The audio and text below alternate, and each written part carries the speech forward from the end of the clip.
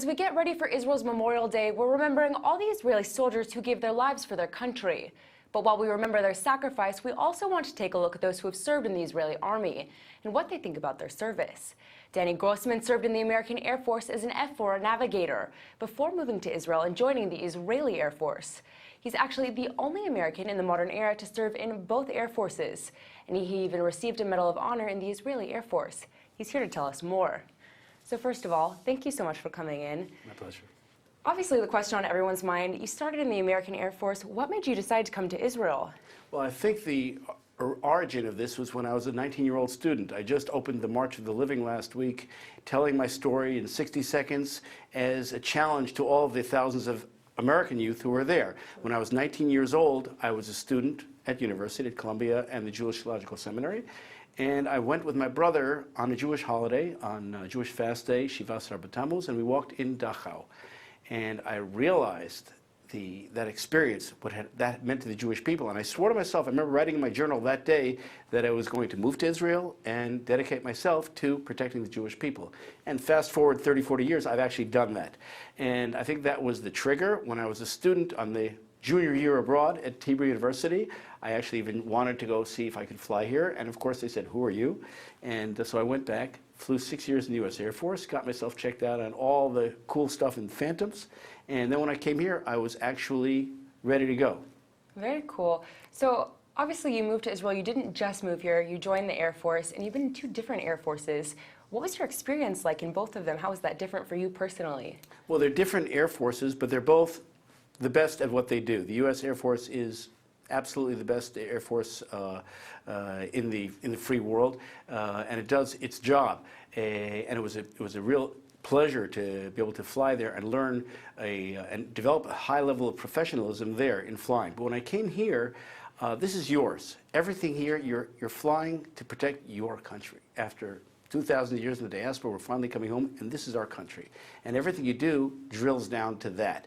And it gives you a tremendous sense of urgency, of pride.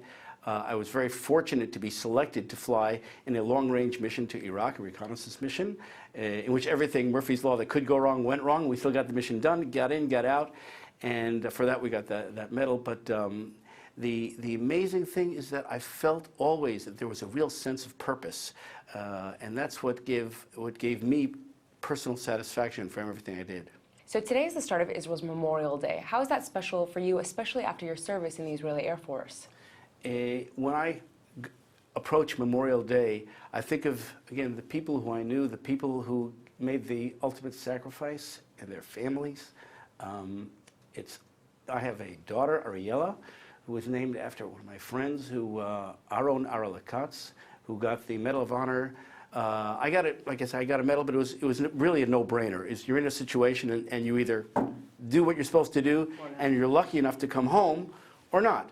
Katz, however, Aron Katz was, who's the son-in-law of Rabbi David Hartman from the Hartman Institute.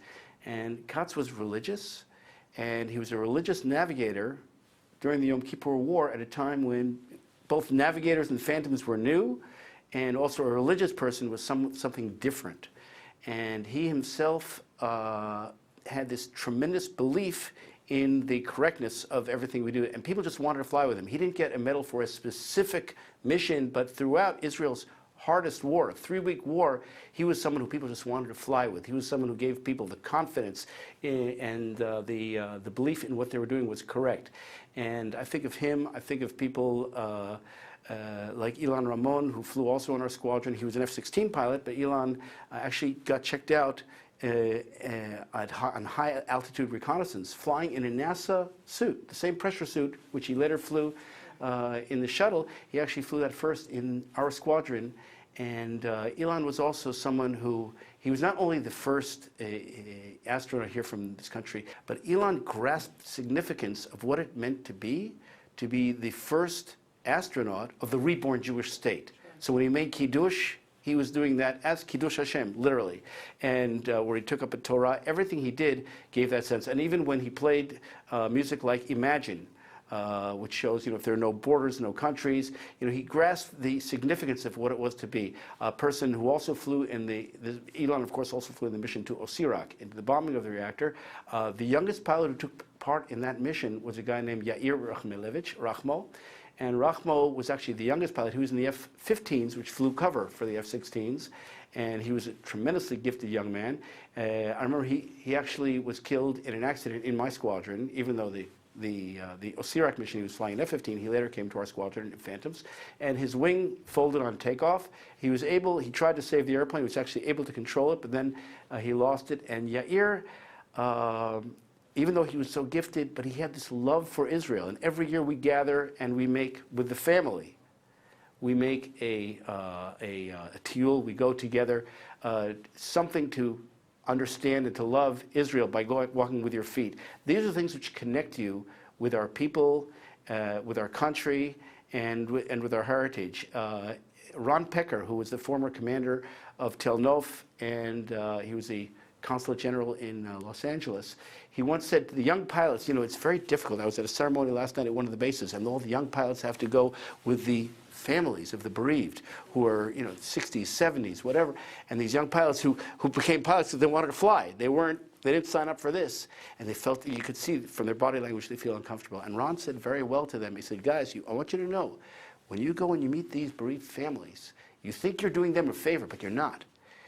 First you invite them to the memorial services, and then you invite them to your squadron parties, and you get to know them. And they give you 1,000 times back what you've given to them, because they give you a sense of purpose.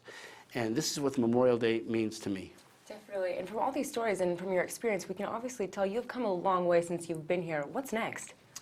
Well, right now I'm one of the senior mentors or advisors to Space IL, which is, rather than rest on my laurels and, show my bar mitzvah pictures of what we did before, now I'm looking ahead, and Space IL is a project where Israel is actually going to land on the moon, hopefully, within the next 2 years. It's a Google Lunar X Prize. We're the entry to that, and we're the first team of all the teams to actually announce a launch contract. So we're heading in the right direction, and the sky is literally not the limit. Well, definitely. I'm so happy we got to hear about all of this, and we're excited to see where this goes. Thank you so much for coming in today. Thanks for having me. And Chag Sameach.